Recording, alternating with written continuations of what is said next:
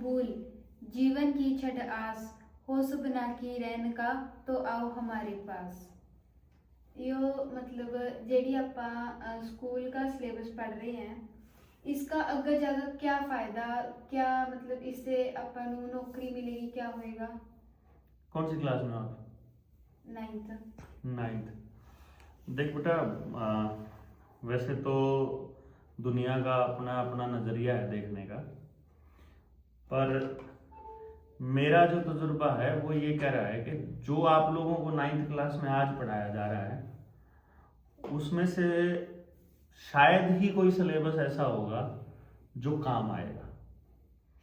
शायद ही कोई ऐसा सिलेबस होगा।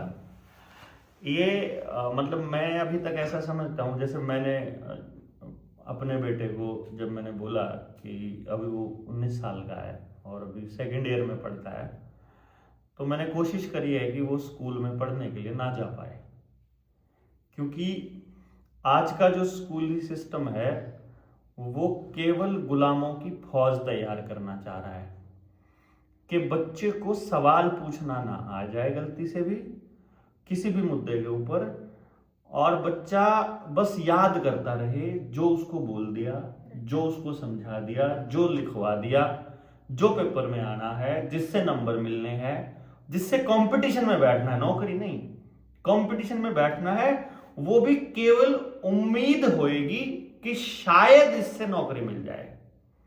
नौकरी मिलेगी नहीं, उम्मीद होगी, और जब मिलने की बारी आएगी तो जितने बच्चे फॉर्म भरेंगे और जितने बच्चों को नौकरी मिलेगी, अगर उसका प्रतिशत निकालेंगे तो जो पास परसेंट है वो 0.1% से भी कम मिलेगा।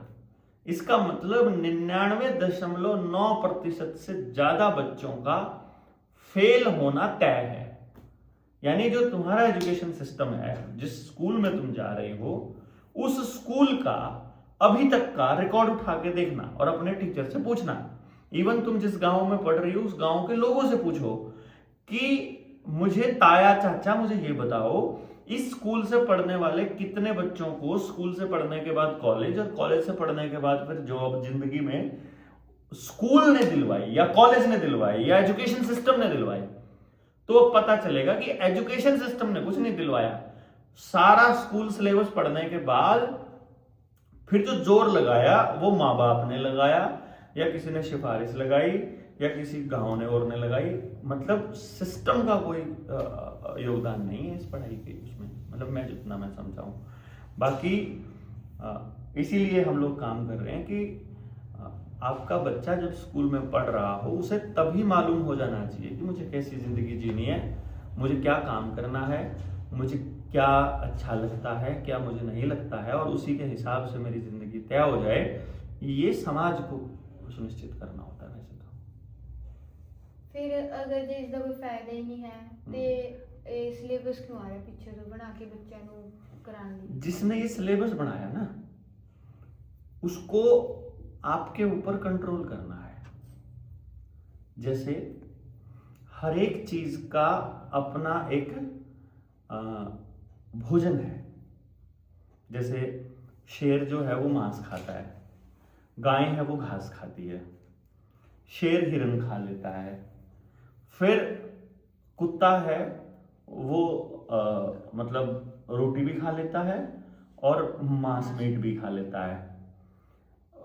मुर्गी है वो नाक से जो निकलता है ना उसको बड़ा टेस्ट लगता है। सुअर है उसको लैट्रिन अच्छी लगती है खाने में। अब इसका मतलब ये हुआ हर किसी का जो बनावट है वो अलग अलग है।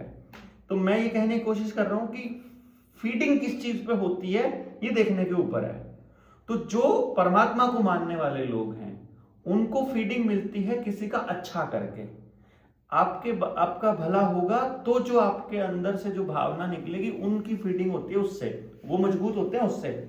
और जो शैतान होता है उसकी फीडिंग होती है डर से, यानी आप डरे हुए होंगे तो शैतान की ताकत बढ़ती है। तो जो शैतान की पूजा करने वाले लोग हैं उन लोगों का ये प्राइमरी फोकस है कि हम पूरी दुनिया के अंदर अपना एक कंट्रोल कायम कर सकें। और कंट्रोल कायम करने के लिए ये जरूरी है कि बच्चे के दिमाग को बचपन से ही ऐसा बना दिया जाए कि वो सवाल पूछने की पोजीशन में ना रहे।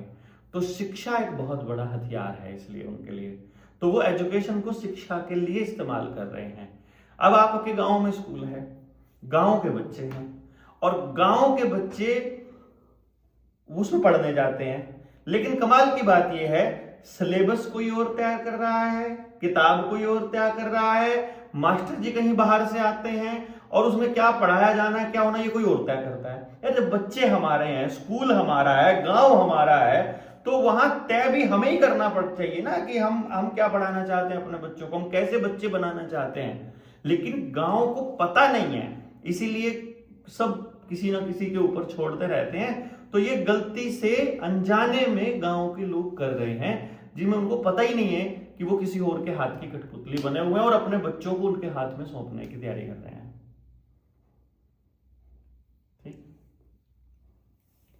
ਤੇ ਜਿਹੜਾ ਉਹ ਮਤਲਬ ਜਦ ਅੰਗਰੇਜ਼ਾਂ ਨੇ ਆਪਾਂ ਨੂੰ ਗੁਲਾਮ ਬਣਾਇਆ था तो उस टाइम जेड़ा मतलब महाराजा रंजीत सिंह थे उनका एजुकेशन सिस्टम कैसा था? देखो उस टाइम पे जरूरत थी लड़ने वालों की, लड़ाकों की। तो अब जो गुरु नानक साहिब ने जब सिक्खी की नींव रखी है, उसके बाद जैसी जैसी जरूरत पड़ती गई तो गुरु गोविंद सिंह के लेवल तक आते आते उनके टाइम तक आते आते योद्धाओं की जरूरत पड़ने लग गई। ठीक है ना।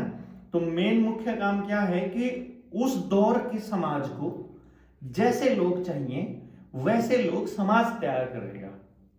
तो उस टाइम की जब बात करें तो उस टाइम पे लड़ने वाले लोग चाहिए थे। तो उस वक्त का जो एजुकेशन सिस्टम है वो हमें लड़ा के बना रहा है, वो हमारी जमीन बचाने के लिए, हमारी सिक्खी बचाने के लिए, हमारी मतलब गुरुओं की उस परंपरा को बचाने के लिए, भाईचारे को, समाज को, जीव को, जंगल को, पानी को, मिट्टी को, हवा को, इन सब को बचाने के लिए लड़ाई लड़ रहा है उस वक्त। तो उस दौर में वो एजुकेशन है, और उसी एजुकेशन को खत्म करने के लिए ही ये राजशाही खत्म की गई थी बेसिकली। तो फिर जिस तरह आप कह रहे हैं कि जी एजुकेशन है इसके ऊपर कंट्रोल किया जा रहा है, तो फिर जेड़ा मतलब पहला मतलब बिल्कुल पहला उस टाइम एजुकेशन सिस्टम क्या था? उस टाइम एजुकेशन सिस्टम ये था कि एक तो समाज में जो चाहिए वो सब सिखाया जाता था। बच्चे को कपड़ा बुनना भी सिखाया जा रहा है, खाट बनाना भी सिखाया जा रहा है, खेती करना भी, पशुपालन भी, उत्पादन भी, यहाँ तक कि छोटे छोटे बच्चे लोहे यानी कि लेड से गोल्ड बनाना, मतलब ये भी टेक्नोलॉजी हमारे पास थी। मेटलर्जी थी, धातुओं का निकालना था। फिर वो सारे काम खास तौर पे महिलाओं को सिखाया जाता था। इलाज कि खाना क्या है, कब खाना है, दिनचर्या क्या है, ऋतुचर्या क्या है, और फिर समाज कैसे जीना है, दिक्कतें आएंगी तो कैसे प्रॉब्लम सॉल्विंग कैसे करनी है, तो वो सब कुछ सिखाया। बेसिकली क्या है, छोटी उम्र में सब कुछ सिखाने का, सब कुछ एक्सपोजर दे दिया, और फिर जैसे जैसे बच्चा बड़ा होता चला गया वो स्पेशलाइजेशन अपने आप चूज करता चला गया। और सबको इसलिए मौका नहीं मिलता था कि भाई वो किसी का बच्चा है या किसी का मतलब किसी परिवार से बिलोंग करता है, बल्कि समाज के प्रत्येक बच्चे को सब कुछ करने का मौका मिलता था। आप करने के इच्छुक होने चाहिए, समाज अवेलेबल कराता था, जिस सही समय की बात हम करें। ठीक।